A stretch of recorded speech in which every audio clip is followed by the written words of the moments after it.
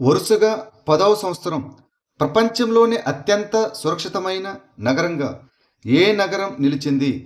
Abu Dhabi, UAE. Abu Dhabi మరోసారి ప్రపంచంలోనే అత్యంత సురక్షితమైన నగరంగా ర్యాంకు పొందింది. నంబియా యొక్క ప్రపంచ భద్రతా ర్యాంకింగ్స్లో వరుసగా 10వ సంవత్సరం అగ్రస్థానాన్ని నిలుపుకుంది. 2017 నుంచి సూచికలో అగ్రస్థానంలో ఉన్న అబుదాబి స్థిరంగా తక్కువ నేరాల రేట్లు, కఠినమైన చట్ట అమలు, స్మార్ట్ నిఘా వ్యవస్థలు మరియు బలమైన పాలనను ప్రతిబింబిస్తుంది. వీధి కుక్కల బెడదను ఎదుర్కోవడానికి మొదటి కుక్కల అభయారణ్యం ప్రారంభించిన రాష్ట్రం ఏది? పంజాబ్. పంజాబ్ తన మొదటి కుక్కల అభయారణ్యం లూధియానాలో మానవీయంగా నిర్వహించడానికి మరియు కుక్కకాటు సంఘటనను తగ్గించడానికి పైలట్ ప్రాజెక్టుగా ప్రారంభించింది.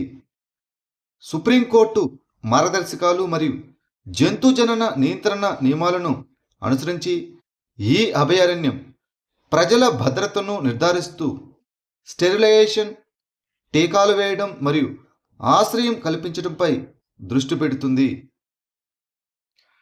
ఐక్యరాజ్యసమితి అంతర్జాతీయ సహకార సంవత్సరంగా ఏ సంవత్సరాన్ని ప్రకటించింది? 2025ని. ఐక్యరాజ్యసమితి 2025ను అంతర్జాతీయ సహకార సంవత్సరంగా ప్రకటించింది. భారతదేశం సహకార్ సే సమృద్ధి అనగా సహకారం ద్వారా శ్రేయస్సు అనే థీమ్ కింద దీనిని చురుకుగా ప్రోత్సహిస్తున్నది. పేదరికం తగ్గింపు, సామాజిక చేరిక మరియు స్థిరత్వం వంటి రంగాలపై దృష్టి సారించి దాని సహకార ఉద్యమం ద్వారా సమగ్ర వృద్ధిని సాధించడానికి ప్రయత్నిస్తుంది. 17వ ఎడిషన్ ఎక్సర్సైజ్ దోస్తీ ఏ దేశంలో జరిగింది? మాల్దీవులు. భారతదేశం, శ్రీలంక మరియు మాల్దీవులు దోస్తీ వ్యాయామం యొక్క 17వ ఎడిషన్ను నిర్వహించాయి. ఇది జనవరి 19, 2026న మాల్దీవుల్లో ముగిసింది. త్రైపాక్షిక కోస్ట్ గార్డ్ వ్యాయామం జనవరి 17, 2026న మాలేలో ప్రారంభించబడింది. ఇది సాంప్రదాయేతర సముద్ర భద్రతా సవాళ్లను ఎదుర్కోవడానికి ఉమ్మడి శిక్షణ, సమాచార భాగస్వామ్యం మరియు పరస్పర చర్యపై దృష్టి సారించింది. భారతదేశంలో ఏ రాష్ట్రంలో సహజ ఆవాసాల్లో అత్యధిక ఉప్పునీటి మొసళ్ళు ఉన్నాయి? ఒడిశా. ఒడిశా అటవీ మరియు పర్యావరణ శాఖ డ్రోన్ ఆధారిత సర్వేలో ఉప్పునీటి మొసళ్ళ జనాభా పెరుగుతుందని తెలిపింది. ఉప్పునీటి మొసలి అతిపెద్ద మరియు బరువైన సరీసృపం మరియు దీనిని నది ముఖద్వారం లేదా ఇండో పసిఫిక్ మొసలి అని కూడా పిలుస్తారు. ఇది ఉప్పునీరు, ఉప్పునీటి తడి భూములు, నదులు మరియు మడ అడవుల్లో నివసిస్తుంది. దీనిని international union for conservation of nature అనగా IUCN అతి తక్కువ ఆందోళన కలిగించే జంతువుగా వర్గీకరించింది. ఇటీవల పర్యావరణ సున్నిత మండలంగా ప్రకటించిన కుంభాల్గఢ్ వన్యప్రాణుల అభయారణ్యం ఏ పర్వత శ్రేణిలో ఉంది? ఆరావళి. పర్యావరణం, అటవీ మరియు వాతావరణ మార్పుల మంత్రిత్వ శాఖ ఆరావళి పర్వత శ్రేణుల్లోని కుంభాల్గఢ్ వన్యప్రాణుల అభయారణ్యం పర్యావరణ సున్నితమైన మండలంగా ప్రకటించింది. ఈ ప్రాంతం యొక్క వృక్షజాలం మరియు జంతుజాలాన్ని సంరక్షించడం మరియు సమీపంలో నివసించే స్థానిక సమాజాలకు మద్దతు ఇవ్వడం ఈ చర్య యొక్క లక్ష్యం. ఇది పశ్చిమ భారతదేశంలోని ఒక ముఖ్యమైన కొండ వ్యవస్థ. ఇది రాజస్థాన్లోని రాజసమంద్, పాలి మరియు ఉదయపూర్ జిల్లాల భాగాలను కలిగి ఉంది. ఇటీవల వార్తలో కనిపించిన ఉంబిలో శ్రీ అంబల్వానర్ ఆలయం ఏ దేశంలో ఉంది? దక్షిణాఫ్రికా. దక్షిణాఫ్రికాలోని డర్బన్లో ఉన్న 151 ఏళ్ల నాటి ఉంబిలో శ్రీ అంబల్వానర్ ఆలయం 1875లో భారతీయ ఒప్పంద కార్మికులు నిర్మించారు. ఇది ఆఫ్రికాలోని పురాతన హిందూ ఆలయం. కాటోమొనోర్ సెకండ్ రివర్ టెంపుల్ అని కూడా పిలుస్తారు. ఇది కాటో మొనోరులోని ఒక కొండపై పచ్చని వృక్ష సంపద మధ్య ఉంటుంది. ఈ ఆలయ సముదాయంలో ముగ్గురు దేవతలు ఉంటారు. అంబలవానర్ అనగా శివుడు, శ్రీ ద్రౌపది ఆలయం మాతృదేవత మరియు ఫుటు లేదా ఫుటువన్ ఆలయం. దీని నిర్మాణం సంక్లిష్టమైన శిల్పాలు మరియు శక్తివంతమైన రంగులతో సాంప్రదాయ దక్షిణ భారత శైలిని ప్రతిబింబిస్తుంది. ఇటీవల వార్తలో కనిపించిన ప్రాటాస్ ద్వీపం ఏ నీటి వనరుల్లో ఉంది? దక్షిణ చైనా సముద్రం. ఇటీవల ఒక చైనా నిఘా డ్రోను ఉత్తర దక్షిణ చైనా సముద్రంలోని తైవాన్ నియంత్రణలో ఉన్న ప్రాటాస్ దీవులపై ఎగిరింది. దీనిని తైవాన్ రెచ్చగొట్టే మరియు బాధ్యతారహితమైనది అని అభివర్ణించింది. డాంగ్సా దీవులు అని కూడా పిలువబడే ప్రాటాస్ దీవులు 3 దీవులను కలిగి ఉంటుంది.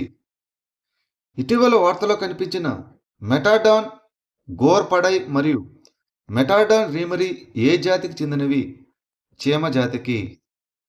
కేరళ మరియు తమిళనాడు పరిశోధకులు భారతదేశం నుంచి 2 కొత్త అరుదైన యాంట్ ఫ్లై జాతులను కనుగొన్నారు.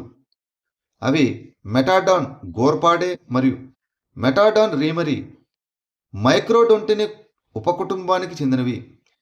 ఈ మెటాడాన్ గోర్పాడే ఢిల్లీలోని ఉత్తర శిఖరంలో కనుగొనబడింది.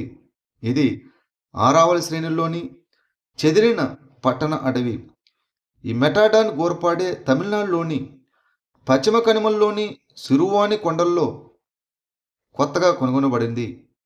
పరా కెంఫెరియా ఆల్బా అనే కొత్త అల్లం జాతిని ఏ రాష్ట్రంలో కనుగొన్నారు? అరుణాచల్ ప్రదేశ్. అరుణాచల్ ప్రదేశ్లోని సియాంగ్ లోయలో పరా కాంపెరియా ఆల్బా అనే కొత్త అల్లం జాతిని కనుగొనబడింది. ఇది పుష్పించే మొక్కల అల్లం కుటుంబం అయిన జింగి బెరేసికి చెందినది. ఈ జాతి తూర్పు సియాంగ్ జిల్లాలోని మిగులుంగ్ ప్రాంతంలో కనుగొనబడింది. ఈ మొక్క నీడ ఉన్న ప్రవాహాల ఒడ్డున వృద్ధి చెందుతుంది. ఇది ఇసుక నేలతో తేమతో కూడిన పరిస్థితులను ఇష్టపడుతుంది. ఇది దాని పెరుగుదలకు మద్దతిస్తుంది. ఇటీవల వార్తలో కనిపించిన వాధవాన్ పోర్టు ఏ రాష్ట్రంలో ఉంది? మహారాష్ట్ర. వాధవాన్ పోర్టు మహారాష్ట్రలోని ముంబైకి ఉత్తరాన 140 కిలోమీటర్ల దూరంలో ఉన్న పాల్ఘర్ జిల్లాలో ప్రతిపాదిత all weather greenfield deep draft ప్రధాన ఓడరేవు. ఇది పెద్ద కంటైనర్ మరియు బల్క్ కార్గో షిప్పులకు అనుకూలంగా ఉంటుంది. దీనిని జవహర్లాల్ నెహ్రూ పోర్ట్ అథారిటీ మరియు మహారాష్ట్ర మ్యారిటైమ్ బోర్డు ఏర్పాటు చేసిన ప్రత్యేక ప్రయోజన వాహనం. ఈ వాధవాన్ పోర్ట్ ప్రాజెక్ట్ లిమిటెడ్ దీనిని అభివృద్ధి చేస్తుంది. మొత్తం ప్రాజెక్టు వ్యయం 76,220 కోట్లు మరియు దీనిని 2034 నాటికి పూర్తి చేయాలని ప్రణాళిక చేయబడింది. భారతదేశంలో మొట్టమొదటిసారిగా దీర్ఘకాలిక కిడ్నీ వ్యాధి సికేడి రిజిస్ట్రీని ప్లాన్ చేసిన రాష్ట్రం ఏది? ఒడిస్సా. మార్చి 31 నాటికి భారతదేశంలో మొట్టమొదటి రాష్ట్రవ్యాప్త క్రానిక్ కిడ్నీ డిసీజ్ రిజిస్ట్రీని ప్రారంభించాలని ఒడిస్సా యోచిస్తున్నది. ఇది జాతీయ స్థాయిలో మొదటిది. ఈ రిజిస్ట్రీ ప్రభుత్వానికి సికేడి ప్రాబల్యాన్ని అంచనా వేయడానికి మరియు లక్ష్య కార్యాచరణ ప్రణాళికలు మరియు ఆరోగ్య కార్యక్రమాలను రూపొందించడంలో సహాయపడుతుంది. ప్రాథమిక ఆరోగ్య కేంద్రాల నుంచి వైద్య కళాశాలల వరకు అన్ని ఆరోగ్య సౌకర్యాలు దీర్ఘకాలిక కిడ్నీ డిసీజ్ కేసులను నివేదిస్తాయి. నేషనల్ ఇన్ఫర్మేటిక్స్ సెంటర్ రిజిస్ట్రీ సాఫ్ట్వేర్ను అభివృద్ధి చేస్తుంది. చాంగ్-ఈ-6 మిషన్ ఏ దేశానికి చెందిన చంద్ర అన్వేషణ కార్యక్రమం? చైనా. ఇటీవల చైనా యొక్క చాంగ్-ఈ-6 మిషన్ ద్వారా తీసుకురాబడిన చంద్ర రెగోలెత్తు భూమితో జరిగిన పురాతన ఢీకొన్న అవశేషాల నుంచి చంద్రుడు ఏర్పడిందని వెల్లడించింది. ఈ చాంగి 6 అనేది చంద్రుని దూరపు వైపు నుంచి చైనా యొక్క మొట్టమొదటి మానవ నమూనా మరియు తిరిగి వచ్చే మిషన్. ఇది చాంగ్ ఈ చంద్ర అన్వేషణ కార్యక్రమంలో భాగం. ఇది మే 3, 2024న హైనాన్లోని వెన్చాంగ్ స్పేస్ లాంచ్ సెంటర్ నుంచి లాంగ్ మార్చ్ 5 రాకెట్ ద్వారా ప్రయోగించబడింది.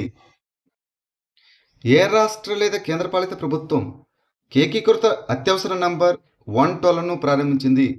ఢిల్లీ. ఢిల్లీ ప్రభుత్వం బహుళ అత్యవసర నంబర్ల స్థానంలో ఏకీకృత అత్యవసర హెల్ప్ లైన్ నంబర్ 112ను ప్రారంభించింది. 112కు డయల్ చేయడం వల్ల పోలీసులు, అగ్నిమాపక సేవలు, అంబులెన్స్ మరియు విపత్తు నిర్వహణ ఒకేసారి అప్రమత్తం అవుతాయి. కాలర్ మాట్లాడలేకపోయినా ఫోన్, మొబైల్ యాప్, అత్యవసర బటన్, SMS లేదా ఆన్లైన్ ప్లాట్ఫామ్ల ద్వారా సహాయం కోరవచ్చు. ఈ వ్యవస్థ కాలర్ స్థానాన్ని స్వయంచాలకంగా గుర్తించి సమీపంలోని పోలీసు, అంబులెన్స్ లేదా అగ్నిమాపక వాహనాన్ని పంపుతుంది.